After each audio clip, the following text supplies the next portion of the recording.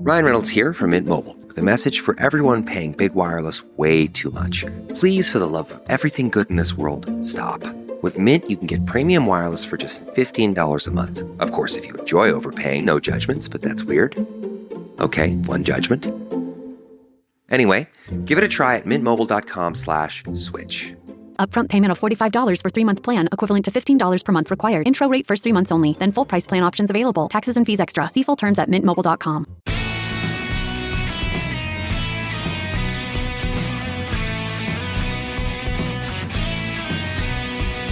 So many of you know that I stepped down as the CEO of Stupid Cancer in February of 2019.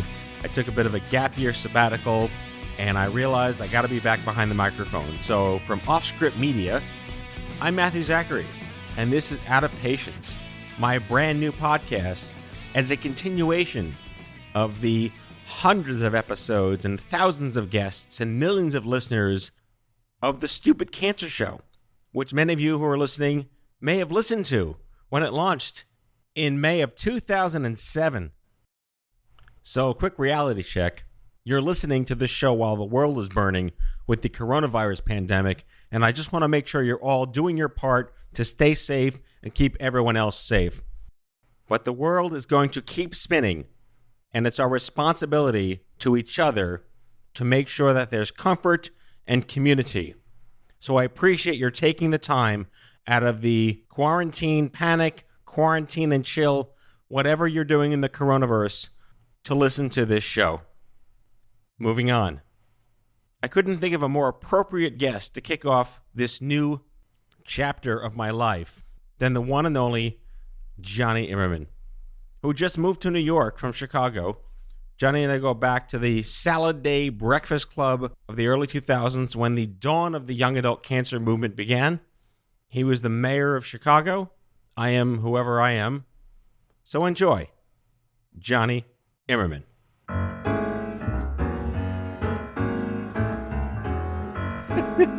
I mean, I can't believe I'm just looking at you. Jonny Imerman is just sitting here in front of me. Dude, it's good to see you, man. I know. Always. I can't think of anyone more appropriate or relevant to just kick off this kind of show with you. I mean, in the history of my entering this crazy universe of cancer and advocacy and people who were like there at the front lines, you were like the guy everyone worshiped because you're like jacked. You've been jacked since the day I met you.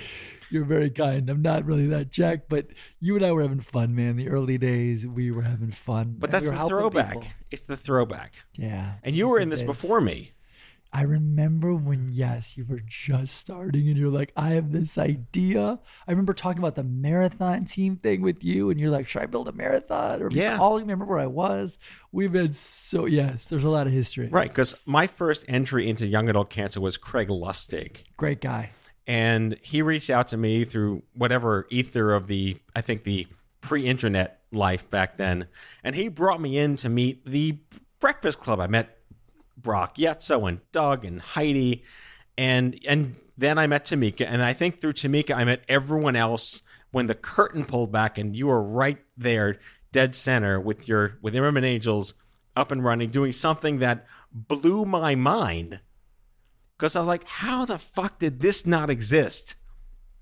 Just 6 years before when I was sick. Craziest. Are we live, by the way? We are totally taping. This is live. I don't know. Sorry about the porn comment if anyone out there is offended. But no one's going to be offended. Isn't the show This is an explicit show. Yeah, this is an explicit show. Bro, we're like best friends. And like I've slept on your couch. I've spent time in your apartment. That is I've seen your closet true. of the same Imerman Angels shirts stacked upon each other. Yeah, 75. It's like stacked like pancakes. Very simple life. You don't have to think about what you're wearing. Well, Einstein only had 40 of the same suit. So you're in a different category there. I wish my brain was near that. You're much closer to Einstein than I am, by the way. But among the people whose stories I first started to hear, obviously Craig, who was also Jewish, went to Binghamton, had brain cancer. Can't get more niche one-to-one matching than that by accident. But your story, which was they cut your body open, they took your organs out. I was like, what? How is that a thing? How are you alive? It really opened my mind to this whole thing. And then, God, the peer support idea was just right there in your face. I think in the early days, you had this awesome vision on we can tell stories and then spread them. And we needed it. And what you've created is incredible because people need to know those stories. And I think it's interesting how a lot of us as young adult cancer survivors who came out in the late 90s or early 2000s, we all had a little different take of how to do it. And we all bonded together, worked together, helped cross-refer based on what people needed. That was always number one, what they needed.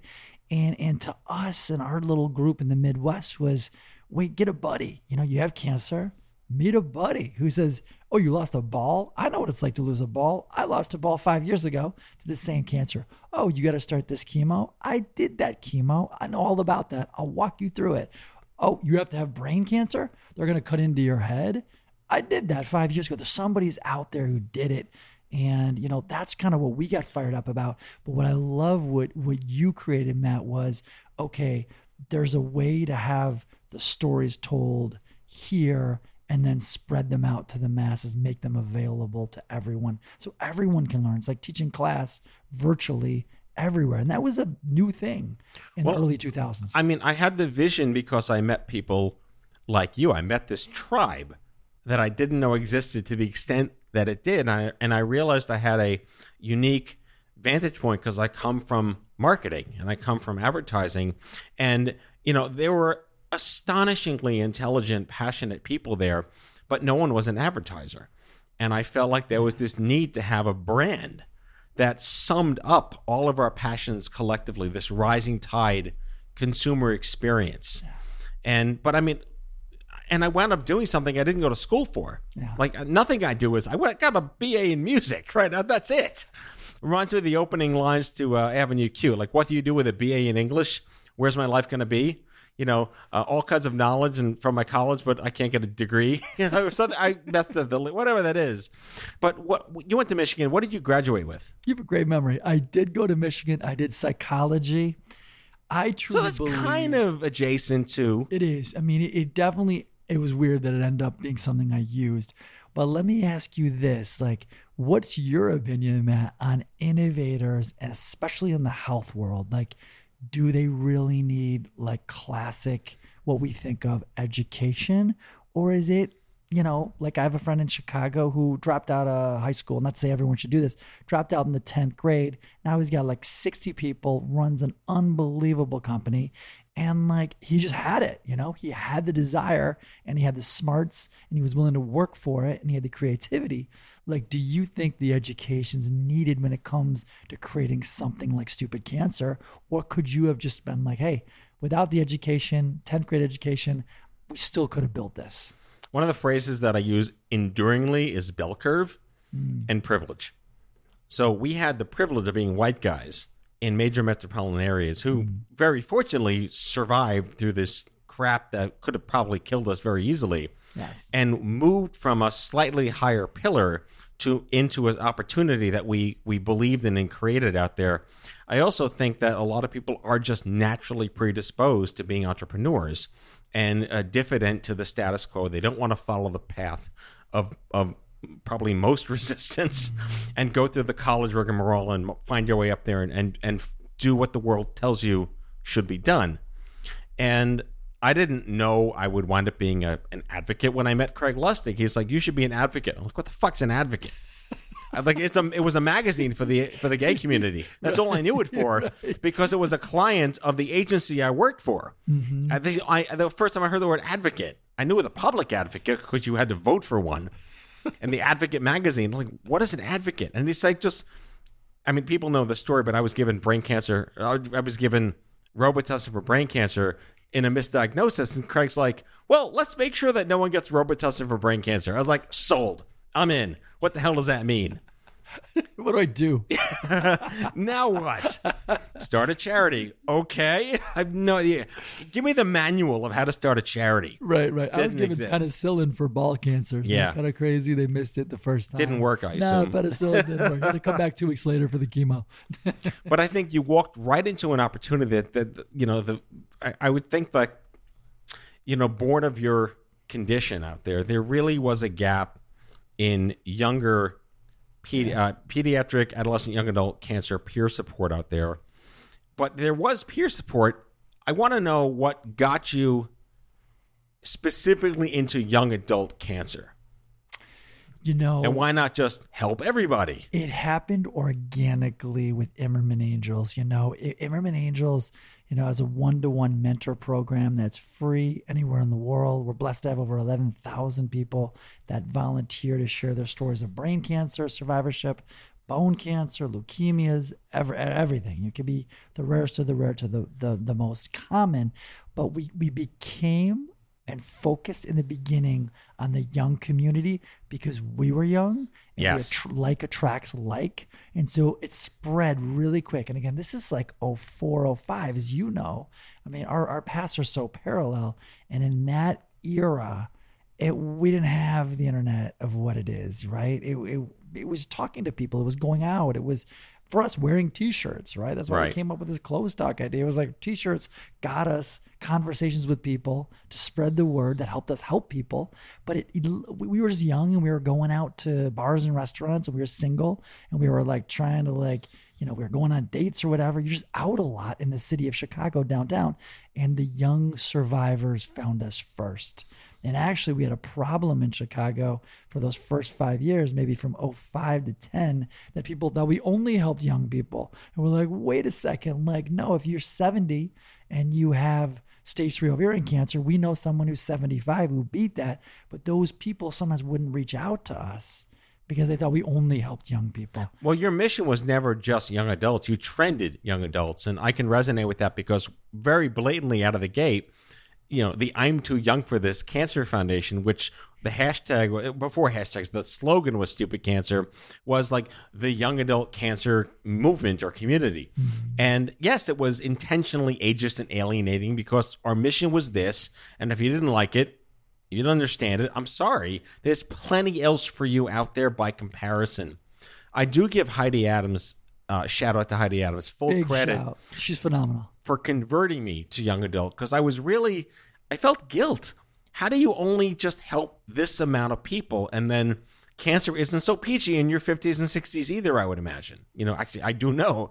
So to that extent, focusing on young adults, that's what convinced me. Heidi convinced me, and then just seeing your organization, First Ascents, the litany, the old Breakfast Club, gang of 40 that we were, getting the young adult cancer narrative done. And it was based on science. Yeah. We weren't just like a nice to have, we were a need to have. Yeah, no, I like you, Matt. I looked up a ton and still do to Heidi and another guy, Alan Goldberg. Remember him? Alan, rest in peace, Alan Goldberg. Rest in peace, man. When we were just starting our first year and going to cancer conferences, and we found the young adult leaders, and it was Heidi and Alan Goldberg. Was Alan Goldberg First Ascents? He took over the executive director job when Brad Ludden stepped down before Ryan came in. That's right. And I met Craig Lustig like you did, and these younger guys that were ahead of us. And I remember just wanting to talk to them and getting to know them and learn from them. And one beautiful thing is, Matt, is the camaraderie with the young adults. We laugh, we joke, we keep it explicit, we keep it raw. We don't sugarcoat it. It's humor. It's human. It's just the fact that Heidi's site, Planet Cancer, again, RIP Planet Cancer, amazing, was the first site I saw that made fun of cancer. Yeah. And it was like these only Jews can tell Jew jokes. It was like only cancer people can. It's like the best part of cancer is you save money on hair care products, right? That's so dark comedy. It worked. And we were all just loving the ridiculousness of the insanity. We're all here. How the hell are we here? Some of us are metastatic. Some of us are going to die. But it's like the Margaret Mead metaphor. Yes, totally. Remember Heidi and that whole team with Planet Cancer would say, flip the bird to cancer. Yes. Hundreds of people giving the bird to cancer. You're right. It was radical, though. It was radical. And because you mentioned this was 04, 5, 6, there was no internet. I think it was a time-stamped generational moment in history that is irreplicable. Mm-hmm. We were able to do something, and we didn't know that we were going to do this. We just said, all right, let's figure this out. And we knew we were going to be first, but we didn't know where we'd wind up. Yeah, that's exactly right. I feel the same way. We didn't know what we were doing. I remember thinking in the beginning, and maybe you felt the same, that every time we hooked up Susie in New York City with lymphoma, Hodgkin stage 2, with Amy in Chicago, who's 30, who beat stage 2 Hodgkin's lymphoma, and they bonded and connected, and they both would reach out and say, we love each other. Like, you make friends for life. Yeah, I'm like, wait, like, let's just keep doing that. Like, I don't know what we're doing, but I know that these one-to-one friends for life, they tell you it's working. They tell you they like each other. They tell you the one who's the mentee is learning so much from the survivor mentor. And I remember in the beginning just thinking, and maybe you felt the same way, Matt, is just one at a time, just keep helping, and let's see where this thing will go. Was that sort of your mentality? Yeah, I mean, the beginning as well? It's the ripple effect, because you can't quite know your impact until it's there. Yeah. And I've said this many, many times. I believe in a Steve Jobs business philosophy of never giving someone what they want or expect. You give them what they didn't know they needed. And when you're in a moment of crisis and the shit happens store, and you discover something that you wished you had or you're glad to find, you become an ambassador to it. And you want to tell more people about it. And I look at the rising tide mentality of you're reaching 1.5 million Americans that never had a movement that spoke their language, that didn't judge them, that gave them permission to be pissed, which was radical at the time with the hallmark and the wristbands and the ribbons and pink shit out there. No one was saying it's okay to be pissed. We're pissed too. Let's make a difference. That's where I felt that this was really going to be a magnet for people to want to take action and join. Yeah, that makes total sense. And you're one of the first guys that I remember that said, hey, there's 70,000 of us. I don't know what the number is today. I think it's a little higher. It's 77,000 today. 77, but that's population adjusted. It doesn't mean there's more cancer. Right. Got it. We should quantify that. You're a numbers guy. I'm impressed. That's true. And so, but you're right. You were the first guy to, honestly, I remember saying like, okay, here's the community. This is not small. This is a lot of Americans. 70,000, 77,000 Americans are going to hear the words every 12 months, you have cancer and you're young. Right. And even though, I mean, we talk about we're taping the show during the coronavirus going on, and they're like, oh, it's only 2% of death. I mean, young adult cancer is only like 6% of cancer, but that's 6% of people out there. And if there are 1.1 million Americans, 1 out of every 10 diagnoses was under 40. Yeah. And I remember making that a PSA and some marketing language. I took the data, I took the science, and shout out to like Archie Blyer. And some of the language that came out of the Alliance was that survival rates in young adults had not improved in 30 years. But how do you schoolhouse rock that down? And how do you get people upset that these curves are working in one group and the other group, but not here? And it's about social justice, equity, dignity, and non-disparity. And people got that language. That's marketing language. That's like call to action, march in the streets language out there. That honestly, if you are a researcher, that's not your job to do. Your job's to do the research. Yeah, 100%. I mean, Archie Blyer, great guy, by the way. It's great. You just brought him up. Wonderful guy. Some of these doctors that you and I, when we went to all these conferences, I don't know, 5 a year, 10 a year, whatever it was, we were constantly staying in hotels. We were constantly meeting all day with this new AYA, young adult cancer group that was just becoming a thing in early 2000s, and meeting doctors. And I'll always be impressed how many doctors and oncologists out of their busy schedules came and were there. And it was a teamwork between we, the survivors like you and me, and the others, and the doctors and the researchers, right? They were all there. The Brandon Hayes Latins of the world, like they were there. Lenny Sender. Becky Johnson, Lenny Sender. I mean, they came leading hospitals. And it was beyond Hippocratic. It wasn't because it was the right thing to do. It was like this was something that was a challenge. Yes. That they wanted to walk into head first. Yeah. That they were really angling to get invested in, because there was a longitudinal opportunity to truly improve jargon, health outcomes. Yeah. It really was teamwork. It was like, wait, this is the first time that we all agree that this is a segment with unique needs. And because when you're 18 to 40, when you're 26 or you're 18 or you're 35, dating is an issue. It's oftentimes not in those other age brackets. Banking sperm, fertility, those are unique issues. Job stuff, you probably don't own your own company or run your own company. You work for somebody. Most of us, did at that time. And how to handle that. And groups like Cancer and Careers and Rebecca Nellis and these other people that were doing things to help. But like those needs, that was the beginning of people recognizing when you're a young adult that we have unique needs, and you really got that voice out there. Well, it was about consumers. People don't like to say consumer oncology, but you're looking at the lifestyle. Yeah. You're not looking at the biology. Yeah. And it was very difficult. I mean, Livestrong in its heyday really tried to hammer home that this is about how you live. Yeah. I mean, Stuart Scott was very big. Rest in peace, Stuart Scott. Amazing guy. On the quality of your life is tantamount to the quantity of your life. Yep. And shit's always going to happen, but you got to do what you can. And it's not always going to work out the way you or your loved ones want to have. That's right. But when I wrote the Stupid Cancer Manifesto, the first one in 2008, it was based on this young adult cancer movement. It needed to be summarized into a living manifesto, because Livestrong had a manifesto that I really disagreed with. Because, again, marketing hat, they said, we kick in the moment you're diagnosed. No, you don't.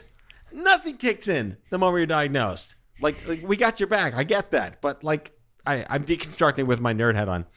But the Stupid Cancer Manifesto was this evergreen, universal, level-setting call to action that made everyone feel welcomed out there. And to your point about lifestyle, the issues of fear, isolation, caregiving, insurance, career, sexuality, intimacy, dating are all equally shared. Mm-hmm. Not a single word about research in there.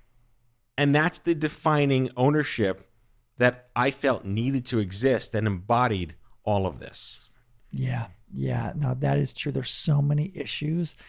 As I like to say, there's the front end of the mule and there's the back end of the mule. The back end of the mule is all the groups. You already have cancer. How are we helping these people, right? All these groups that give support to make their experience and their journey better than it could be. And then the front end is the research side, right? What are we doing to solve the problem? Yeah, we need that too. I mean, you need both sides, no doubt about it. What do you look at in the history of Imerman Angels that you're most proud of, beyond the obvious of like you're connecting people? As the founder, like founder to founder, we're a niche market. We are niche. We are very niche. Looking back, because we can talk, I want to talk about stepping down as well, because you're another peer. That's a whole other level of peer support right there. Right. Looking back at what you gave birth to, what are you, as a founder specifically, what are you most proud of?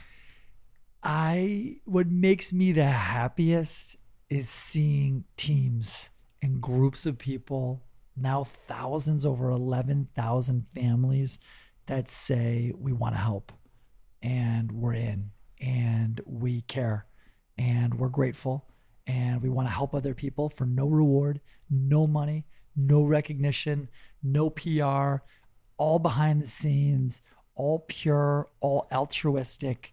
It just says so much about humanity. And every time another survivor joined and I got to know him, or a team member got to know him, and it just, the whole thing, that was the fuel that kept us going. And I would say that makes everybody proud that's a part of it, because there's so many people out there who do care and who do want to do good. And just like with the virus, in a crazy, weird way, but a kind of a parallel, I do see random acts of kindness in my high rise. Even though I live here now in New York and I love it, I still on that email blast from my 57th floor high rise in Chicago. And somebody emailed to the list, like, emails to everybody in the building. And someone just emailed 2 days ago and said, "Hi, I'm a younger person. I live in this building. I realize there's a lot of elderly people. There's people with weakened immune systems. There's people with cancer or whatever in treatment. If you're afraid to leave your house, here's my cell phone number. I will pick up your prescriptions. I will drop them off at your door. If you need food, I will drop that off at your house. If you need to run something for drop off, I will drop that off for you. I am here. We're in this together. I mean it. Please call me if you need help. And I'm like, that is humanity. To me, right away, it reminds me of that same feeling. I always have it, but in the early days, I really feel it, is that people just care. You know, they don't want anything other than knowing that their story and their mentorship from someone fighting the same cancer helped them beat it. And that family got a family member back, and those kids got a father back or a mother back or a parent back. And it's just like the fact that people care is a beautiful thing to me. Gratitude, I think, is the number one reason why Imerman Angels exists, and teamwork is really why it happens. Right, and here in New York, as you'll learn, because, I mean, you're a city guy, but New York's a whole different ball of wax than Chicago. We may not want to make eye contact, but we'll never let someone die in the street. I totally agree. You know, I saw someone fall in the subway the other day. 3 people stopped. Yeah. I get it. We actually care. We just don't show it. Until it's important. Yes. When it's important, and an older woman in the 70s fell in the subway, tripped, 3 people stopped. I mean, people literally always give their seats up for the elderly or the pregnant. It never doesn't happen. It's phenomenal to see that beneath this, I don't know, this kind of disgusting, disenfranchised, sour layer of New Yorkdom lies true humanity. I think there's so much humanity here. One reason I moved here recently and want to be here. There's also open-mindedness, and there's connection. And even with the virus, I mean, we're still here in this tight, dense city, and it's such a mix of people from all over the world. And it is a beautiful city. I'm so excited to be here. I love it here. And there's a lot of innovation here. There's a lot of innovators in the social impact space, just like Matt, just like yourself. And it's beautiful. And there's so much good here. I really do feel New Yorkers get a bad rap for not caring and being too busy and being too aloof, when the reality is they are until it's important. And when it's important, then they stop. But there's nothing wrong with that. They're busy. They're busy. Exactly. But when it's important and it matters, that you have their attention. Yeah, so you're in like Jonny 3.0 mode now. There was like the Jonny, I'm going to be a psychiatrist or psychologist. The Jonny, holy shit, I'm dying and start a charity. And now the Jonny, and you're running this company called Close Talk. And it speaks to this idea of looking back, owning your legacy, and figuring out what's next. And I think I was in LA for 3 weekends in a row for 3 separate events for Stupid Cancer in the summer of 2018. And I realized I just couldn't do this anymore. We were so young. We had nothing to lose. I was newly married, no kids. You know, you've been the best bachelor in history at this point, but you could do anything you wanted. And one of the things that I did as an exercise, I like to use the quote, you know, moving on is hard, but knowing when is harder, is so this Young Adult Alliance, you may remember this, put out these really nerdy population science strategic plans on how the fuck do we even think about doing this. And if we look back in 10, 15 years, here's what we want to see accomplished. I actually still have the original strategic plan from the Young Adult Cancer Alliance and Livestrong and the CDC, and I read it. I read it again because I read it in 2006 or 7. That's awesome. And I can say with assurance, to the extent that we didn't know about the internet and mobile and any of that tech infrastructure that was coming down the pipe, nearly, if not 98 or 9% of everything in that book was done.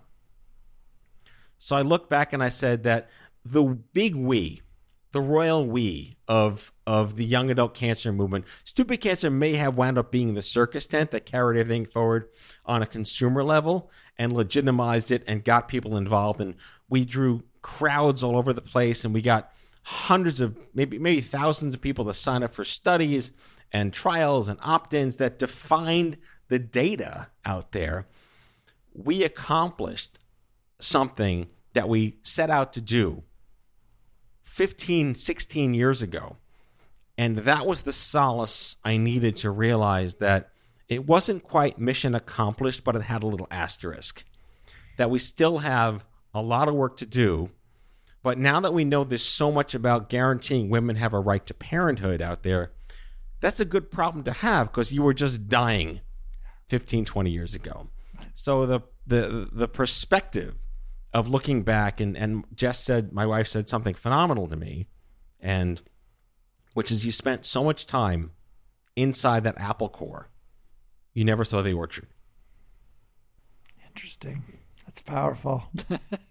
She's pretty smart too. I know her. She's smart. And you left powerful. Before I did. But what was going through your head when you realized I have to move on from this incredible legacy? Before I answer that, so June 18, you remember the exact time when you started to feel that it was time to sort of pass the torch? Is that when it started hitting you? Which is how long ago? We're talking... It was a year and a half ago.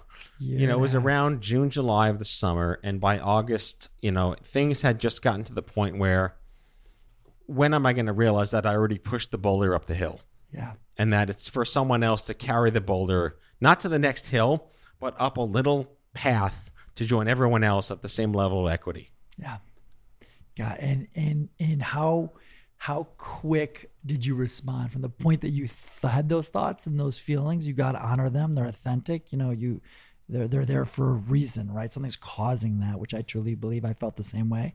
But how long did it take you, do you feel, to get the wheels in motion to create something like Off Script and to move to the next step? Like, was that a quick process to you? Was it longer or shorter than you thought it was going to be? Well, I was on a roof deck heading to LAX before on that last weekend of those three things in LA, and I was having a drink with a friend of mine, and I said to her, point blank, I don't think I could do this anymore. And she said to me, you're going to be fine. And that's all I guess I needed to hear, the simplicity of those words. So I'll make this fairly quick because I think I want to do a whole other show about like what the hell the process was to de-Velcro Matt after 14 years of this. Yeah. But I told one of our strategic... First, I came home and told my wife, and she said, what took you so long? Told my dad, Mayor Lou, God bless him, Mayor Lou. He's like, what took you so long? He's the man. They're all proud of me. You've done enough, was what I kept hearing out there. It's time for someone else, and it's time for you to find the next Matt, whatever, Matt 9.0, whatever I'm up to now. Yeah, I can't imagine you doing more. I'm one of those people, I agree. And in the inside, when authentically it doesn't feel the same. And I think we both built our own glass ceilings, right? Yes. When did you realize, and how long did it take to Johnny-ify Imerman Angels? So for me, and thanks for sharing that, because it is interesting. There is this like 10 to 12, maybe 13 years that seems to be this crazy trend in sort of co-founders like you and me in the cancer world that operated 100% on adrenaline, working 7 days a week, knowing we could make a difference, probably like inspired by living after beating cancer, right? And just doing it. But then around a decade plus, we hit a wall. Yeah. And you hit yours. I hit mine. Lindsay Abner in Chicago, wonderful human. You know her too. She hit hers. It's common. And I think it's not even beyond cancer. I don't think it's a cancer thing all the way. I think it's just a founder thing. It's a founder thing. For me, I started to get obsessed. And again, we're 2 years into Closed Talk full time, so it's 2020. I started to get obsessed with this idea around 14. This is about 6 years ago. Wow. Okay. I held on. This is brewing for a while. Yeah, this has been brewing. And what I've learned is if you're going to pull the trigger to do it, you better love it more than any possible job out there. Because you and I both know it takes your soul 7 days a week. It doesn't stop. Many a night on the couch in our office. Yes. Passing out on couches. Yes. Sleeping in your office. Just there's no time. You miss the gym. You can't do this. You miss meals because the need of people with cancer or in any other social impact arena is pervasive and huge. And guess what? There's only a couple of us on a team trying to solve it. So it's like us versus the world in some ways, and not to discourage anyone from going out there and solving big social problems, because you should. And I still think it's the best life, and I wouldn't do anything differently. Did you have you woke up one morning and said, that's it?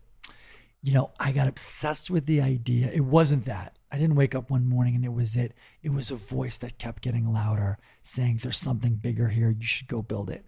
There's something bigger here. You should go build it. And what Closed Talk is and what this movement is all about, it's a social impact company. And we learned it directly from our work with Imerman Angels. Just to paraphrase, it is a natural extension of everything you build, which goes back to what I've done now. I took a sabbatical. Who takes a sabbatical? I did. I'm proud of you. What we're doing together is just so emblematically parallel. Yes. I'm getting back behind a microphone. I was the first podcaster in the country before the word fucking podcaster was a word. Internet radio, baby. And I miss being behind the mic. It's the one thing I want to carry forward because it's the one thing I'm most passionate about doing. It was the first program of Stupid Cancer.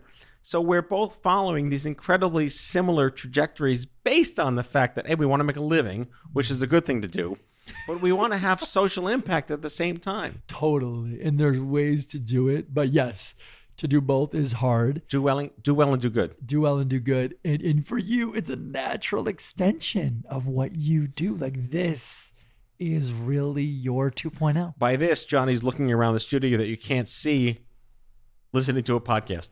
I'm looking at equipment that's 2020, and it used to be, 2007 or whatever it was, and these old microphones. And it was a dumpster fire of hardware back then. Totally. And you were doing it out of your house in your room with like maps and corkboards and stuff on the wall, and now you have this awesome, beautiful black studio and black and white and awesome monitors and huge, what is that, like a 75-inch Vizio right now? It is. This place is awesome. Little man toy, yeah.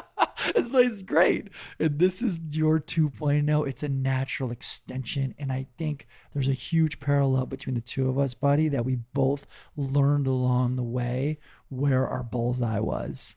And for me, it's anyone listening to this knows this. Your bullseye, and you know this, is the microphone. You missed it. Like talking about the hard to talk about stuff, inspiring people to connect, teaching people. I mean, that's you. This is your 2.0, and you hired an awesome person in Allison to keep all the good stuff with. Yeah, shout out to Allison Silverman, who is the new CEO of Stupid Cancer. She's a great person. Wishing her all the best. It's going to be a fabulous future for that organization. Yes, yeah, she's wonderful. And similarly to me, I got excited because in downtown Chicago, I watched this for years. As you know, I wore the same t-shirt with Imerman Angels on it for over a decade. Yes. Like, I talk about commitment, right? I knew that worked. Dude, my license plate said Stupid Cancer. Yes, right. I mean, when you love your baby and you know it helps people, you're like, well, why would I not want that to spark a conversation? Mm-hmm. I wanted to spark a conversation. Dude, your Jeep or whatever you drove had the Imerman Angels Mobile logo on it. It was wrapped in Jonny. And now there's a Closed Talk car. My brother has one. I have one. My mom has one. They all have Closed Talk on it. See, it's the carry forward. It's you're taking your core competency. It is. And you're pushing it in this other direction, directly resultant of the success that you accidentally. I like to believe the success is the mistake that went right. Yes. So what we carry forward by accident. Yes, it is. And you see something along the way. And I think for entrepreneurs, it's so key because you don't plan on building your 2.0 or your 3.0.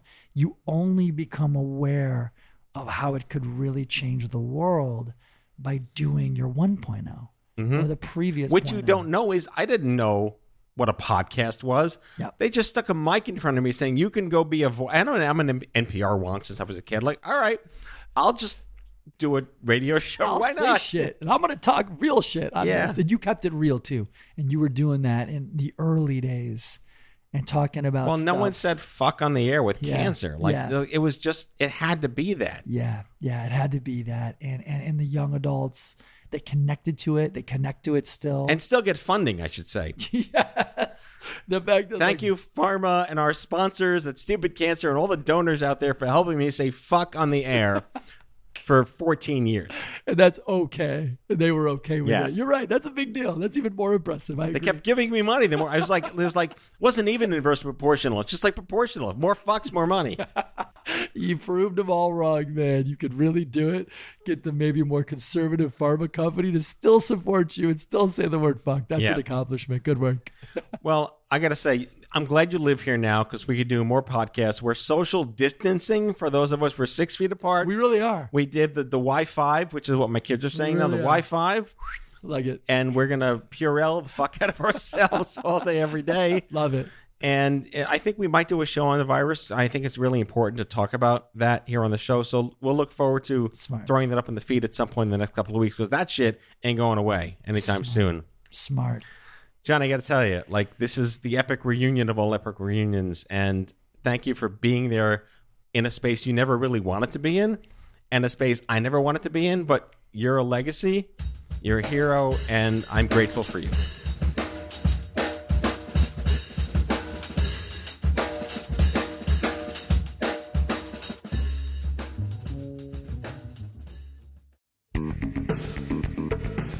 Out of Patience with Matthew Zachary is a product of Offscript Media. The executive producer is Matthew Zachary. Our managing producer is Andrew McDowell.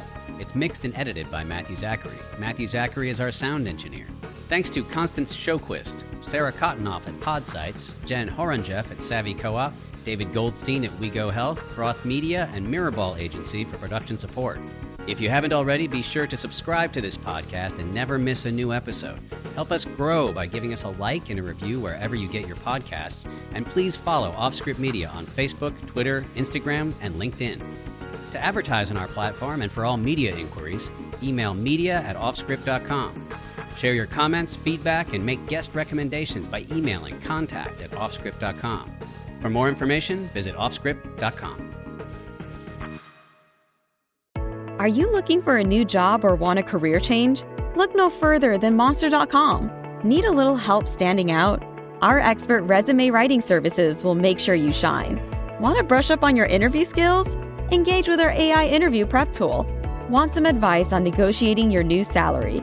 Visit our salary tools and extensive library of career advice articles, and you'll have all the tips and tricks you'll need to succeed.